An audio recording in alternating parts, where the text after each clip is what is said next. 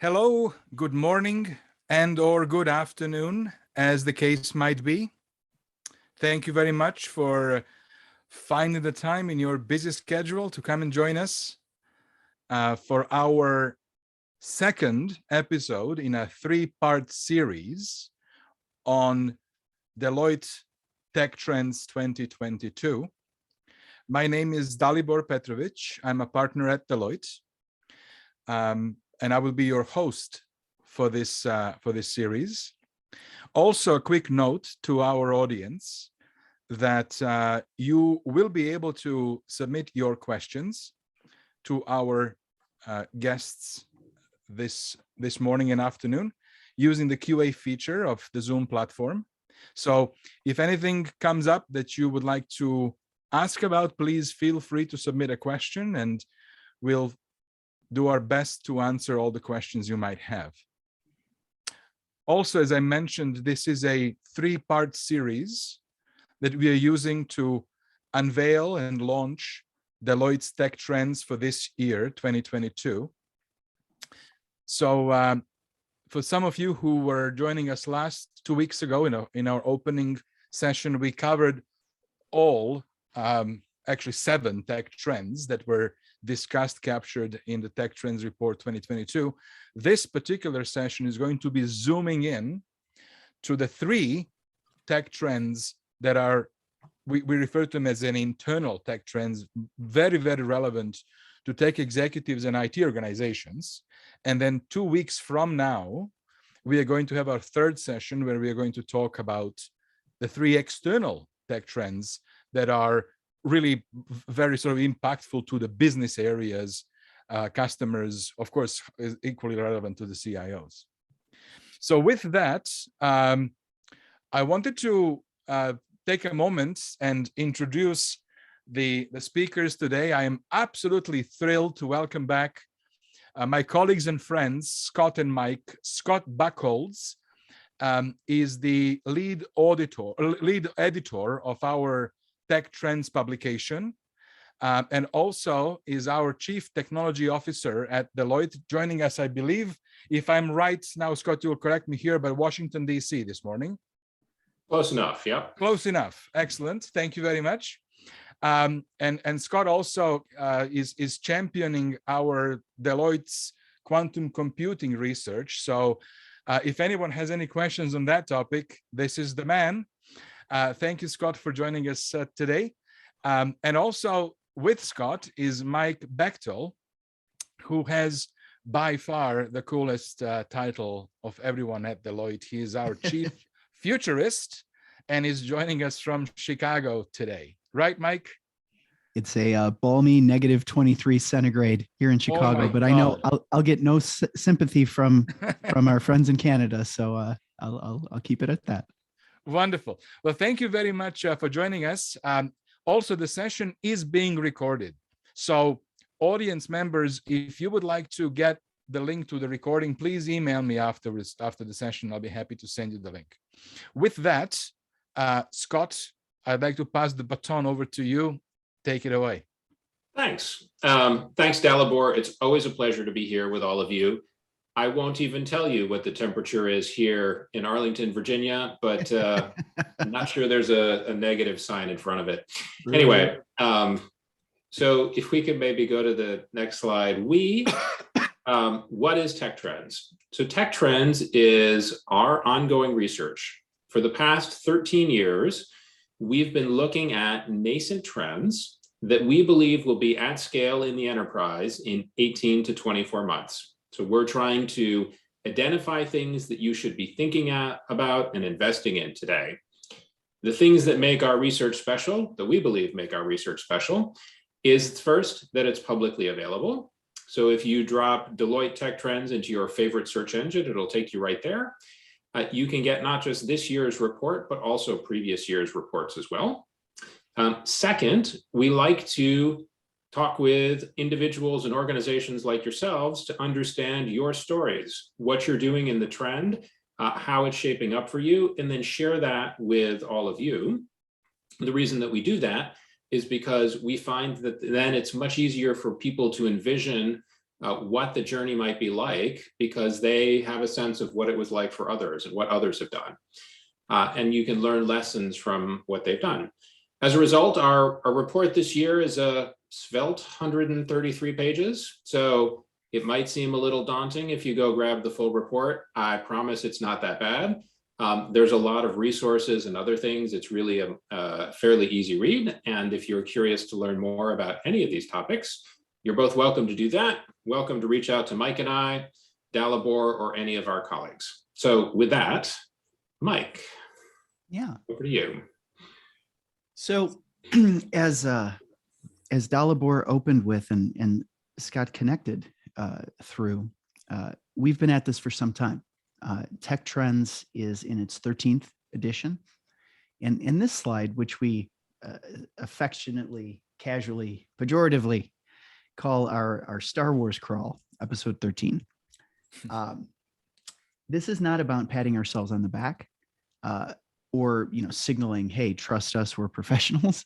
Rather, this is a way of acknowledging that the innovations that we find ourselves chronicling year in, year out are less a la carte revolutions. They tend to be reasonably straightforward evolutions across a number of enduring themes. Now, I won't belabor those themes today, because today is really more about a deep dive into three of them that are really, as Dalibor signaled, close to the inside of an organization, close to the IT department and the technology leader's remit. But when we get asked, how do you distill the thousands of buzzwords that you might talk about into the 6, 7, 8, 9, 10 that you do focus on from year to year?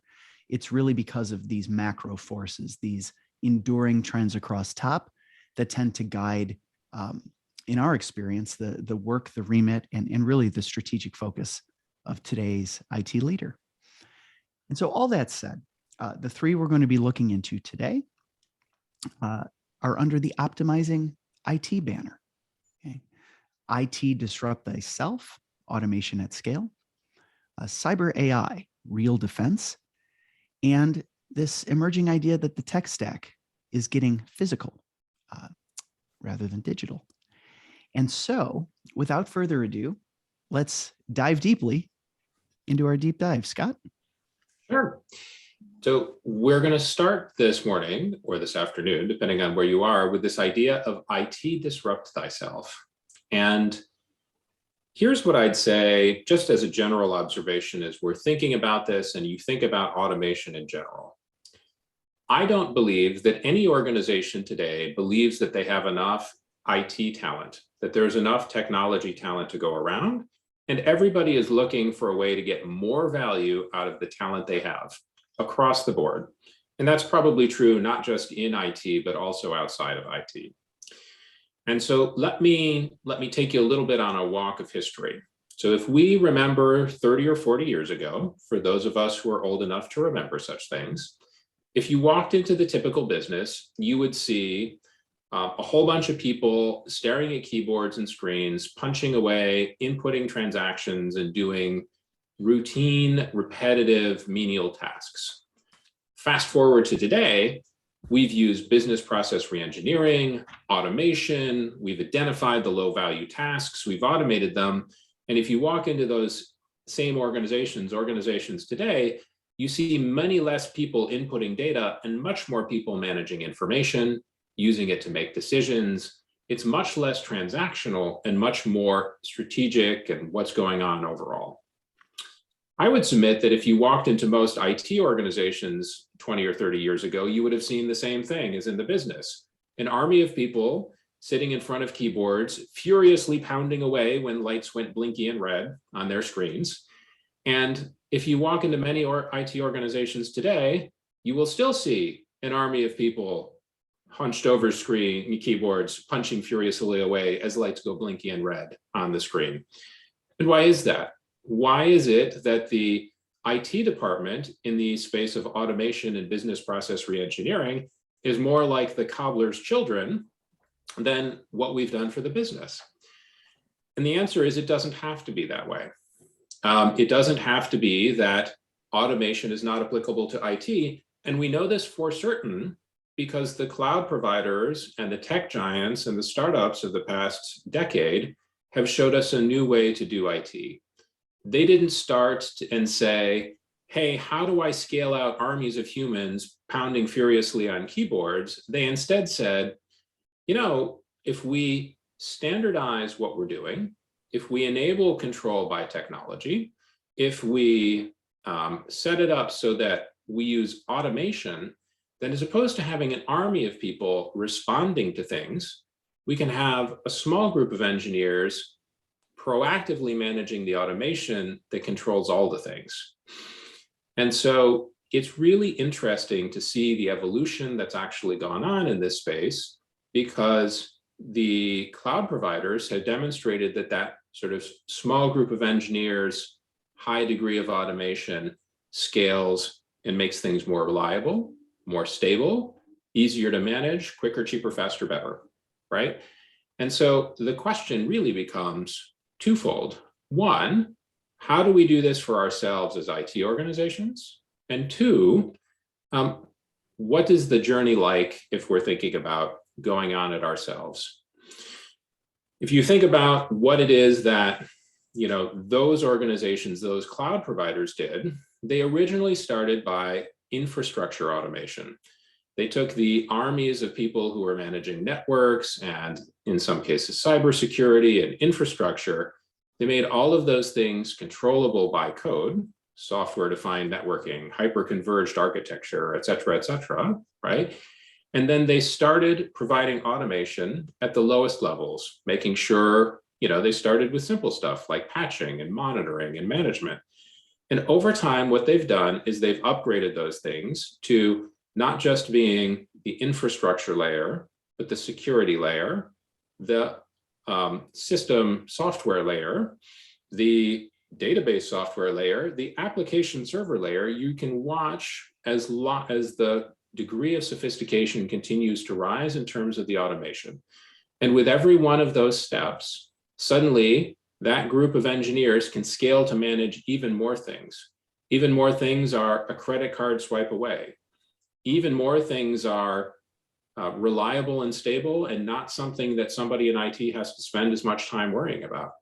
In fact, if you think about it, what this really means is that as opposed to focusing all of our energy in IT down and in on the minutia and the management and the complexity of all of the things we're trying to manage, we can actually take a lot of that energy and redirect it up and out towards the business, towards the mission, towards the enterprise. And in fact, you know, we can start using some of the optimization and technologies as we learn and make our automation more consistent to use some of that AI and other things. And so one example of this that I would highlight is Capital One. So those who may not know, in Canada, Capital One is actually one of the premier financial institutions in the United States. They started as a credit card issuer, and their CEO about a decade ago declared that they were going to be a technology company who happened to work in financial services. And over that decade, they have been on a journey to move to the cloud, to have dramatically scaled automation, to be able to rethink how they work, to the point where today, a decade in, they have been starting to consider what's the developer experience and what's the engineer experience? What's it like for one of those people to work at Capital One? When you start thinking about it in that respect, what you start to find is that there are a lot of things that we as organizations tend to put in the way of productivity. Oftentimes well-meaning, forms to fill out, routine monitoring tasks to do, other sorts of things that drain energy and don't necessarily add a lot of value, certainly when we're talking about very highly compensated and highly skilled individuals who would rather be doing the cool stuff as opposed to shuffling papers and other sorts of things. Capital One has worked really hard to get all of those things off the developers' plates so that they have a much better experience. And what they're starting to find is that those developers are starting to pivot from having to spend all of their energy managing IT and managing all the complexity of everything that's going on to being able to actually engage more with the business. They're finding developers becoming much more curious about what's next and what's over the horizon and how do we make that work.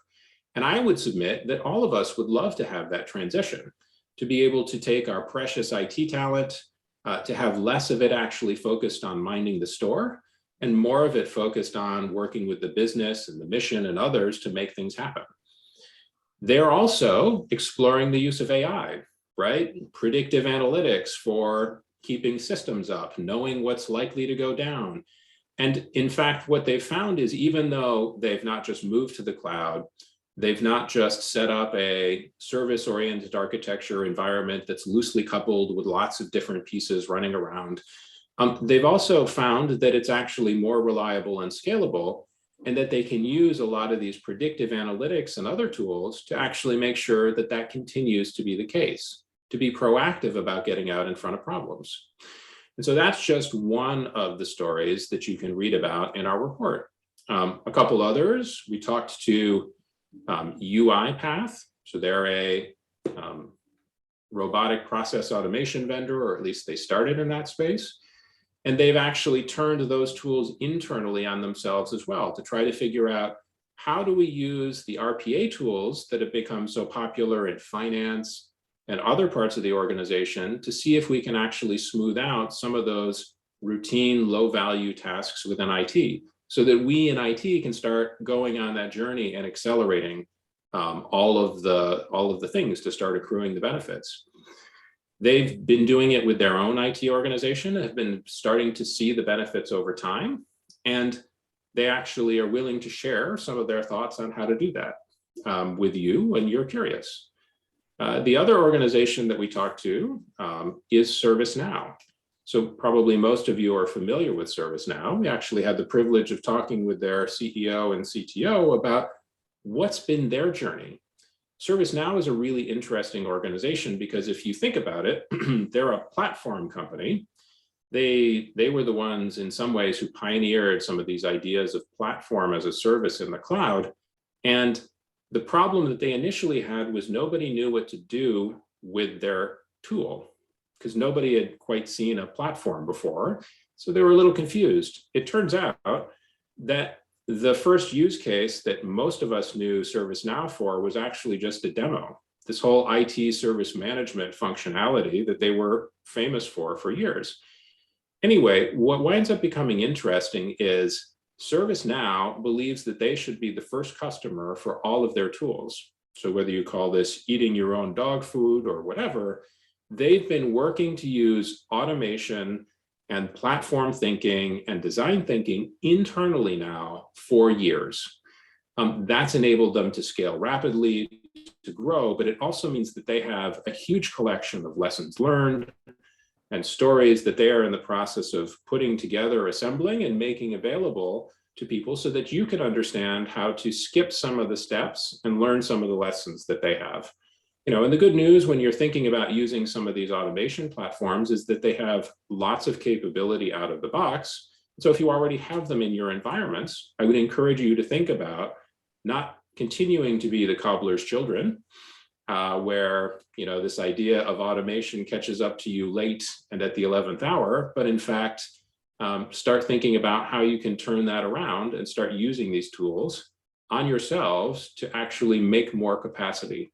Because whom among us would not like to have more capacity to meet the mission, meet the business? And by the way, we're going to talk in a couple of minutes about the idea of the tech stack going physical. Part of that is the expansion of the remit of IT. So guess what? You're going to need that capacity because you've got new functionality coming up soon. So let's continue our automation theme. Mr. Bechtel, you want to tell us about what we're seeing in AI? Indeed. And thank you, Scott, for that. And again, as a reminder, folks, if you have any questions, feel free to type them into the Q&A and or the chat, and we'll grab them as we move through. So Scott explained this notion of automation finally making its way to those who've been automating everyone else, and to this idea that automation isn't about gasp, fewer jobs for fewer humans. It's about better roles for those skilled folks that we're seeking to attract and retain. Well, the cyberspace is an interesting microcosm of this broader technology talent ecosystem, and here's how. In our discussions with academics, cybersecurity professionals, cybersecurity advisors, consultants, and specialists, there's an overwhelming recognition that there is an emerging asymmetry in this never-ending spy versus spy dynamic between the quote good folks and the bad folks, the quote white hats and the black hats. Specifically, coming out of the pandemic, okay, pardon me, a little frog in the throat. Coming out of the pandemic, while there is well-recognized and well-deserved celebration for technology leaders virtualizing 5 years worth of digital plans in 5 months, or in some cases 5 weeks, that the attack surface for many organizations and enterprises has been greatly expanded. Now, cyber terminology, attack surface, sounds very fancy. What is that? Attack surface is the number of places, right? The number of doors, guarded or otherwise, through which those who would seek to do us harm can try to come get us, right? Now, it makes sense. We're working from anywhere, in many cases on bring your own device machines. We're working across emergent network technology stacks, right? 5G, low Earth orbit satellites, you name it. The number of pipes and the number of side doors has gone up exponentially over the last 2 full years since the pandemic. Now, what's interesting, okay, is that in turn, the number of folks who feel incented to not just poke around, but to seek profit through those side doors has gone up dramatically, okay? Whether it's attacks like the SolarWinds episodes from the last couple of years, ransomware attacks, folks breaking into and trying to find cryptocurrency wallets, you name it, the incentives for baddies to do harm is up. And no surprise, the number of black hats out to do harm has in turn gone up as well. Now, contrast that with the quote unquote good guy side. On the cybersecurity and defense side, 4-year universities cannot mint graduates fast enough, right?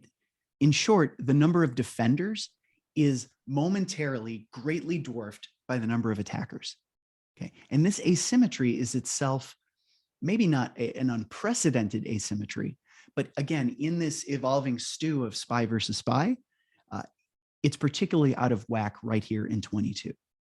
And so rather than certainly giving up, or worse, we hear the term weapons in the hands of children, right? Putting unqualified humans in seats to protect our precious digital assets. What leading organizations are increasingly beginning to do is call on robot reinforcements.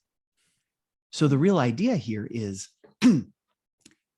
introducing AI and ML models in a way not that simulates humans, right? You're never going to simulate a human cybersecurity analyst posture. Rather, dropping AI ML algos into the cybersecurity defense net as a force multiplier, as a lever, as a helper for those precious, scarce few human analysts. The way that it works, I'm going to try to, avoid getting too profoundly geeky with language here, given the breadth of our audience. But there's a particular class of AI ML algos called unsupervised learning algorithms. And the way that an unsupervised algo works is like this. You're not training it to look for something specific. Rather, You're deploying it in an environment, and an unsupervised algorithm will learn or norm to, or learn to characterize what standard operating procedures looks like. Why? So that when my friend and colleague Scott logs into an ERP system, which he's never done before, at 3 a.m., which he has never done before, from Belgium, which he certainly hasn't done before, the system can simply raise its hand, right, and say, this is weird. This is an outlier. This is unexpected. Right? We use that language with my kids when they were small. It was like, unexpected. That unexpected moment is then in a microsecond shut down. Okay. Now, to understand this shutdown, it helps if we look back at one of our tech trends 2021, zero trust. The idea behind zero trust is this notion that every system, every persona, every entity on a network is guilty until proven innocent. That the default posture is no, you can't get access, rather than yes, you can get access. Okay. Now, it all sounds very dour and frankly, very cumbersome, but it turns out it's not.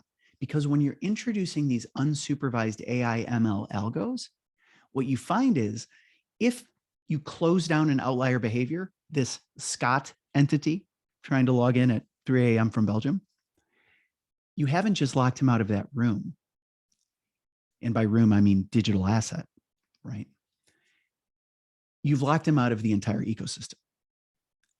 Not because that's the right decision, but rather that affords you the seconds, minutes, hours, or days that it takes for the human analyst to come and double check and say, oh, yeah. It was totally me. It was totally me, man. Totally, Scott. It was you know, the next normal, 3 a.m. in Belgium, everybody. But the real point is this. We're not looking to rectify or augment or replace human cybersecurity intelligence with machine intelligence. This is a classic better together story where a human would find that that didn't belong and was bizarre behavior, but it might have taken them a couple of days or even weeks. And by that time, coupled with a full trust or a trustful security posture, the bad actor could have wreaked all sorts of havoc. Unsupervised AI ML posture as a force multiplier coupled with zero trust, right, protocols mean that strangeness is clamped down in a sub-second. And if that person squeaks enough and needs to get that access, they'll go ahead and find it. But in the likely case they're a bad actor, no soup for you. Okay. Now, in terms of the case studies that we spoke, that we studied and the folks that we spoke to, we spoke with an organization called Sapper Labs. And Sapper Labs had a really interesting story here. The founder, Al, said, listen, those organizations with the biggest targets on their back are established household name enterprises. Okay. He said, what's interesting is established household name enterprises and organizations are more likely to have the sorts of security affordances that you'd think of being, you know, native to a mid-sized company than they do having the affordances that you'd think of as being associated with a nation state. In short, you have enterprises wearing mid-sized company security packages. And his argument was, this needs to be the other way around. That in a world of proliferating bad actors, and in a world where a ransomware attack or an intrusion is just a, you know, click away, that everybody ought to start armoring up in a way that's more akin to nation state grade security. So he and his team have built a business that is effectively bringing nation state grade security prediction, proactive response, and amelioration to corporates with the recognition that you can't have too much armor. Now, what's interesting is we said, okay, well, let's go talk to the nation states themselves. One of our discussions was with the United States Army, right, and their cyber operations. And in speaking with the CISO for the United States Army, he said, listen, this is real. Those who would wish to do us harm at the nation state level, at the corporate level, they themselves are beginning to use AI ML tools to test, to act like, to emulate the most sophisticated human attackers. And so this third point here, fire with fire, is this recognition that what is now a momentary opportunity to get back to symmetry, to get back to parity, it's going to become table stakes in a world where the baddies themselves call on robot reinforcements. A final note that that gentleman shared with us was that, interestingly, the application of AI ML force multipliers on the cyber front is influencing the kinds of cyber professionals that, in this case, the military, but more broadly, enterprises are hiring. Namely, that hackers and hacking, that cyber and cybercrime, this is a uniquely human activity with uniquely human, instinctual, emotional, social, and psychological vectors. And so what we're finding is that as we call on robot reinforcements, the people being hired into cybersecurity teams are themselves becoming more diverse. You're finding folks with liberal arts degrees, philosophy degrees, economics degrees, architecture degrees. Why? Because it's that sort of nonlinear, creative, analog thinking that is needed in a world where a lot of the outlier detection and response is increasingly mechanized. So in short, robot backup, cyber AI, really this recognition that while cyber's not new, AI is not new. The mashup betwixt and between is an emerging area of focus, and for a lot of our clients, an emerging area of talent attraction and retention. This is absolutely fascinating to hear you talk about this and where it's going, and where the leading organizations, what they're doing. It will be an interesting reflection, Scott. I don't want to put you on a spot, but you are our quantum computing leader and lead researcher. I can only imagine what this cyber space will look like when the bad actors get their hands on quantum computing powers first, right? Well, yes. So let's hope that the white hats get the access before the black hats do. Acknowledging the fact that the bad actors have the money, the motives, and the mission on some level to get their hands on all of the nefarious devices they can. What I would say is this is what is known is that a number of the ways we encrypt information today, at some point in the next 5 to 10 to 20 years, depending on who you talk to, that information is going to be decryptable in hours, not decades, using new quantum computing technology. And the response to that should be thoughtful and measured, in regards that what is currently going on internationally is people are trying to figure out, how do we make our current encryption algorithms secure and quantum proof so that they're not easy to decrypt using the next generation of quantum hardware. And that's something that everybody should be looking out for, because as soon as those algorithms are approved, then that's time to start rethinking about the data you encrypt. And in order to go on that journey, it's actually important to know a couple of things. And our cyber colleagues refer to these things as crypto agility, but it's really knowing what data you have, where it's stored, and how it's encrypted. And it's remarkable how many organizations don't know all the data they have, where it happens to be located, and how it's encrypted. But you actually want to think about that, figure that out, and then start with the most sensitive information that has to be protected for the longest. That's the place where you're going to want to start putting the new technologies in place first and working your way backwards. It's ironic because somebody said, there was a kerfuffle at one point about stealing credit card information, encrypted credit card information, not clear text, but encrypted. And the point that somebody made was, hey, credit cards have a lifetime of 5 years or less. By the time they're able to decrypt all of the credit card information, it's already going to be obsolete. You probably don't have to worry about that. On the other hand, my healthcare history, I would really like to see secured forever, because candidly, it's really important to me. And it's not like I can go revisit history, although I stand accused of revisionist history by my wife every once in a while, but that's because her memory is slightly off. But really, if you think about it, there are sets of things that we want to keep safe for as long as we can or for all time. And there are other things that we worry less about, and being thoughtful and deliberate about those becomes important as we move forward. And so rational, thoughtful response, not panic. Mm-hmm. Recognize that historically we have done this already many times, right? We've changed and upgraded cryptography algorithms many times. This one is more newsworthy and sometimes feels a little scarier, but it's really nothing new. I'll address one question before I move on to our last trend too, that somebody posed, which is, are the implications of these trends any different for the governments and government entities? And here's what I would actually say is, the trends we're talking about today affect equally governments, nonprofits, commercial organizations, national actors, global actors, you name it. All of these things are the same. Everybody wants to get more value out of their precious technology talent.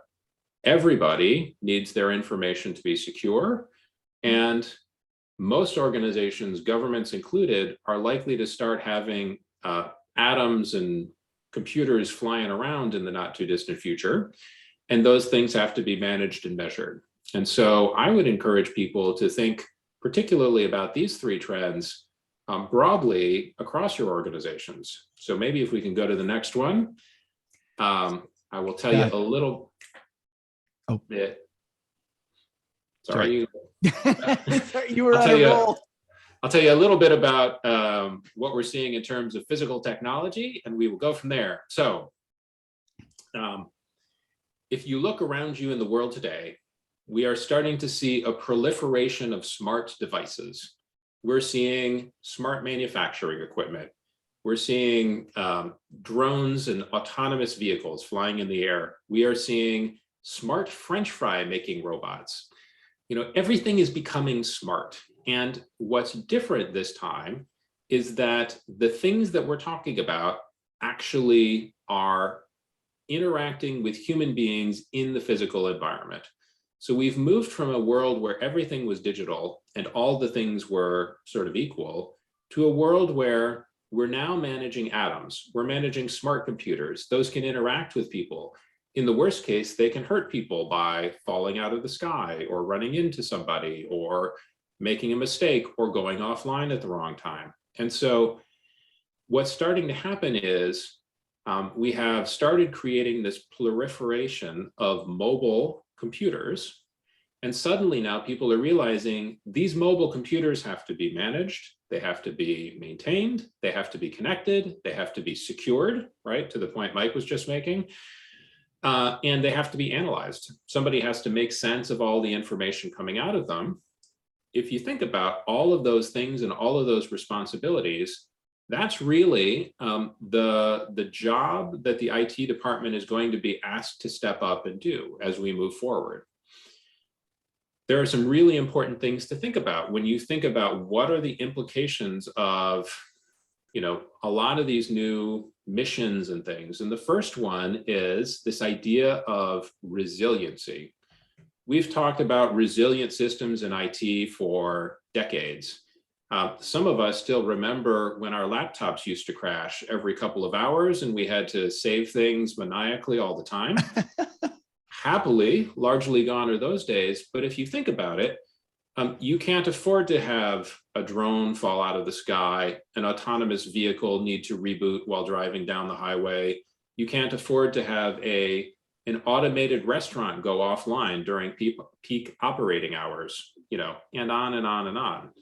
And so the stakes for resiliency are actually dramatically higher than in a digital world, where we can tolerate outages, we can tolerate problems, we can tolerate things, and there are no people are inconvenienced, but we're not, lives are not on the line. And so part of this journey is rethinking, what does it mean to be resilient? And how do we think about developing things to make sure that they are not just good enough resilient to be a website, but actually good enough resilient to manage atoms and things that interact with people. The second point here is this idea of reconsidering governance. And so if you think about all the things that you need to manage, what you find is there are a bunch of obvious things. Obviously, we need to manage the policies around physical interactions with things. Obviously, we need to do this. But what's sometimes not obvious is when we put a camera on a drone, when we put a camera in a hallway, suddenly that camera might see things that it's not supposed to see or that are not business related. So for example, when we were talking with Southern California Edison, one of the things that they're doing is they're switching to do fire inspections of electrical poles. They're switching from helicopters and human inspectors climbing up poles to inspectors flying drones, or actually trained drone operators flying drones, or drones flying themselves in known patterns and just taking pictures. All of these things actually have really interesting governance implications, because what started happening is they would start getting requests. How do we know that you're looking at the electrical poles and not spying on my swimming pool? Right? And so while they were finding that they were more effective, more efficient, they got better results, suddenly we had a governance problem, and we had to think about, we're interacting with the world in a different way. How do we make sure that works? How do we make sure that our French fry maker doesn't dump oil on, Dalabor's shoes or whatever in the middle of the shift? So lots of different things to think about, and even more so when we get into automated vehicles and drones and other things. And then the last point here is just the expertise to know how to do all these things, maybe to manage low energy Bluetooth communications, or to manage the physical devices, or to develop the tools that actually do these things, is not inherent in every IT organization. And so people are also finding they need to hire specialized skills to connect with the smart manufacturing equipment, to et cetera, et cetera, et cetera, et cetera. And so the trend, which is really exciting, if you think about it, it's adding new mission to IT, but it also means we need new skills, new policy, new expertise, new ways of thinking.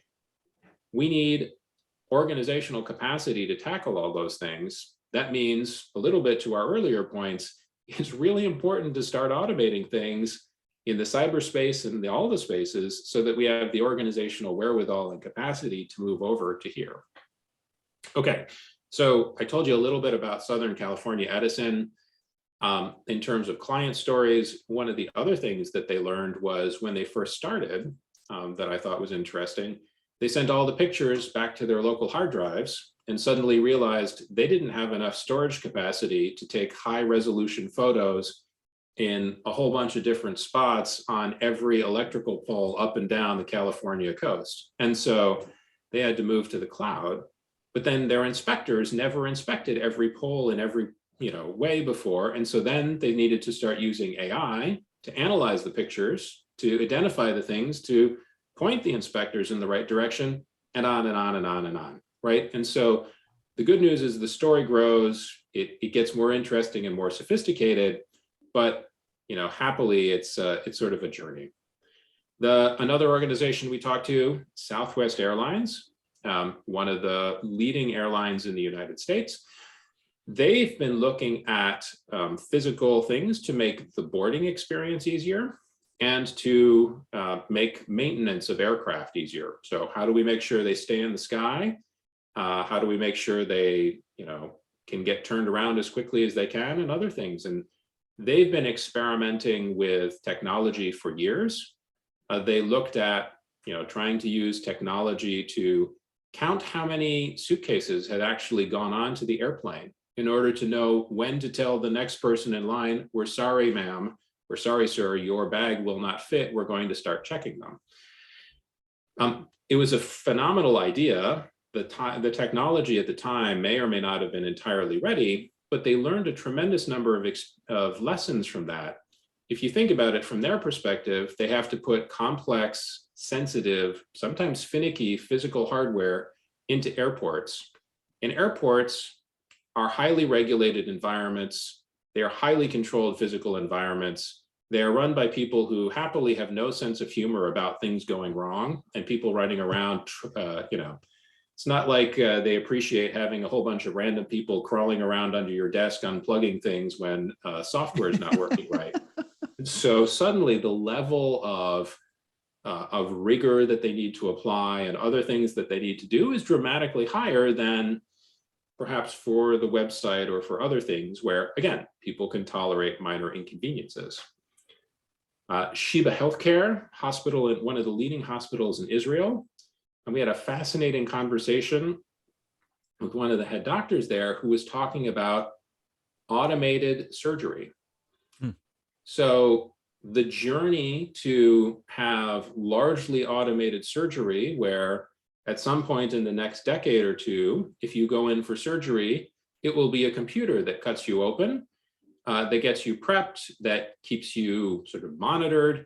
The surgeon will come in when all of that is done, do the tricky bits of extracting the right bits, and then the computer will sew you back up and sort of send you on your way.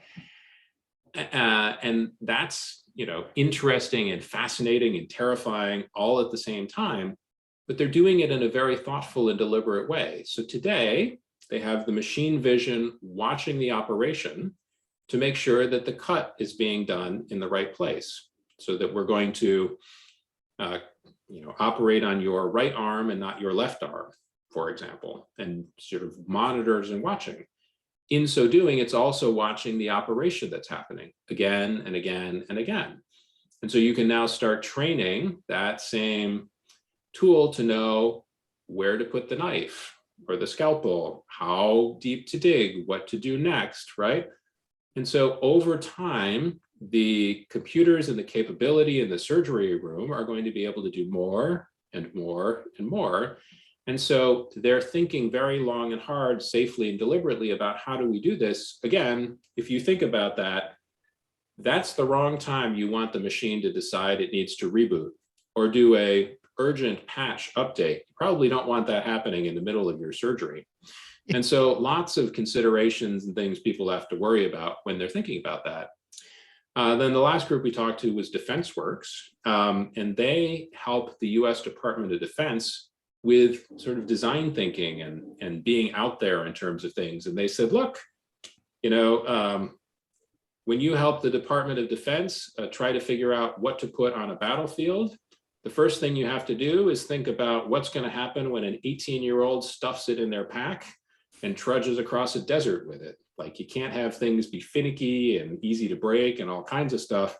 So it was just another really interesting view of what does good enough mean? What does resilient mean? What does, how do you make sure that you get the right things to the right people at the right time? So anyway, all of this to say that this idea of moving from physical assets to digital assets, from dumb devices to smart devices, is really exciting.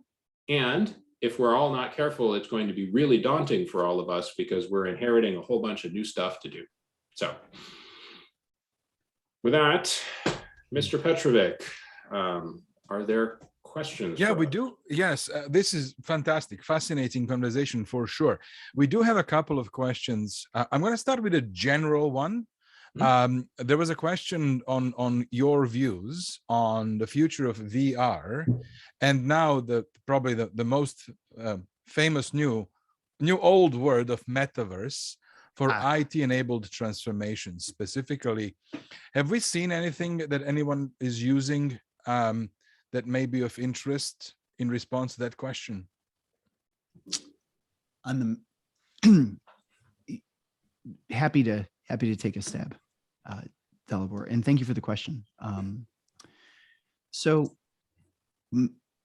metaverse is a just as AI is not necessarily a new term, but it's a term that's getting a lot of attention.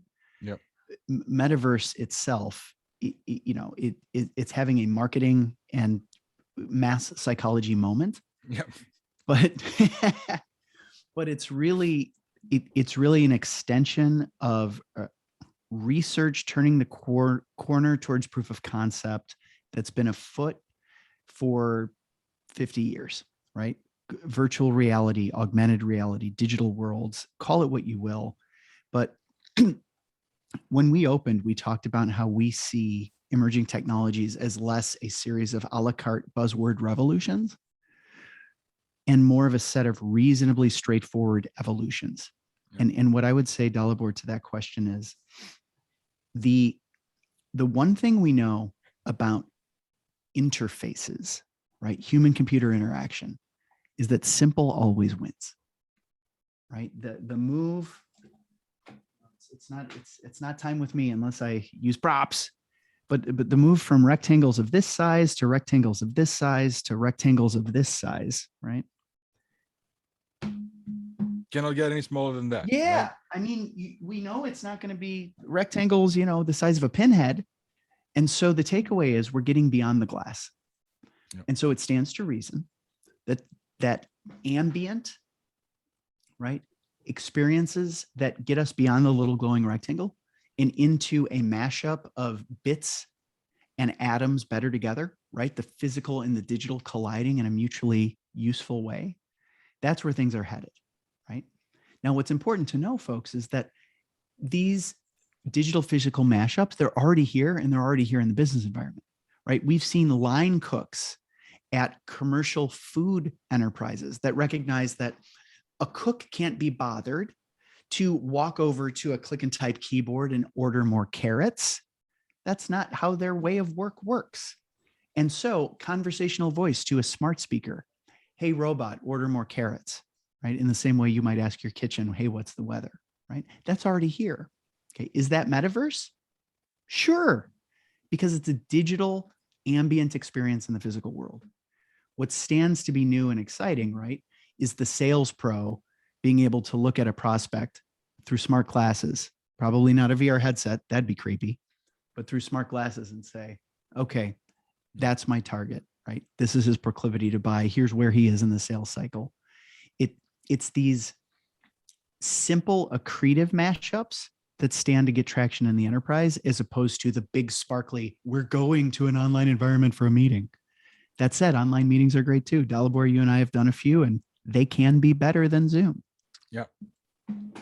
We are seeing certainly the use cases that are very much for real. One of those, Mike, you just mentioned, we are actively rolling out VR meetings, training sessions, academies that are delivered in virtual reality. And this really introduces a completely new quality of interaction between two humans, especially those who are not in a physically same even continent, right? And that is really interesting and otherworldly when you try it first. Very impressive. But we see many clients taking on the AR, VR use cases for training, for maintenance, for example, of high voltage equipment, making sure that people actually have the overlay of right information that could be life-saving. And those are very, very real use cases. What I have not come across yet, and I don't know if you have, is AR, VR use case specifically applied to IT operations, IT transformations. I am not aware of any at this point. I'm not aware of any internally focused use cases, right? To your point, Dalibor, I think it's still better to lose a virtual finger than a real one in a training environment. Yeah. And a lot of what's interesting is, in the consumer, business to consumer interactions is where people are really trying the most experimentation. Yeah. I think it's going to take us a while to figure some of that out before we get creative enough to figure out how to transform IT with, I shouldn't. Another one of that cobbler's children story. Yes, emerging here, right? Yeah, you should look forward to that in a couple of years. Yeah. Yeah, there is a question, actually a couple of questions on cybersecurity. One that came through the chat from James, Mike, and then the other one that also was on cyber is any perspectives on a role that blockchain as a distributed ledger technology might play a role in cybersecurity. Again, yeah, no, good. Both interesting questions. Cybersecurity and cyber resiliency. So my favorite resiliency frame came from a supply chain trend that we studied last year with Tech Trends 21. And again, that doesn't mean it's old. It means it's less new. Mm. But there was this idea that the famed philosopher Mike Tyson famously said that everybody has a plan until they get punched in the mouth. Yeah. And I love that because I think it applies anywhere you hear the word resiliency. Namely, cybersecurity is about best laid plans, best laid postures, right? Here is how we're going to protect the castle. Cyber resiliency is what in the heck do we do after we get punched in the mouth, right? Because if you have a brittle, maladaptive, or hard to adapt plan, you're in big trouble. That's why I think the zero trust point from Tech Trends 21 and something that's very much afoot at many of our clients, that's really a resiliency posture. Yeah. Because what you're saying is, if rather than surrounding our enterprise with a moat, AKA a best laid plan, right? Only to have a baddie get past the moat and do free havoc, right? What if we locked down every room and asset so that if something bad happened, it would have to happen again and again and again? That's really a resiliency posture, because what you're saying is, fool me once, right? Shame on me, but you won't do it again. So in my experience, resiliency is more around remediation and adaptability. And I think in my experience, that's more of a zero trust story than any kind of a tech story. I mean, I think the only thing I would add, Mike, is the observation that one of our colleagues made when we were looking at this, which is, if you think about the fact that nobody can find enough of the cyber talent that they're after, ultimately what that implies is we're collectively going to have to pool cyber talent in places to be able to get enough scale to protect all of us from all the things. And so in addition to everything you said that was wisely said, it is more likely, if you just follow that logical chain of thought, that the future is in more outsourcing and managed services in cybersecurity, where you maintain control and you maintain enough expertise in your organization to manage what's going on and manage, problems and other things, but that the majority of the work is likely to become more centralized as the sophistication of the attacks and everything else continues to rise. Wonderful. Well, gentlemen, we are coming now to the time. I want to thank you very much for sharing your thoughts and your experience. This was wonderful. As a reminder, a couple of reminders. First, next week on February the 2nd, I will be using the same channel to interview a true, luminary of Canadian tech industry, Roman Soba, the CIO currently of Federated Corp, who spent over 35 years in IT and has been at the helm of Federated Corp now, but prior to that at Emira, McCain Foods, Loblaws, and Walmart. So it'll be a very, very interesting conversation. I would invite you all to register and join me.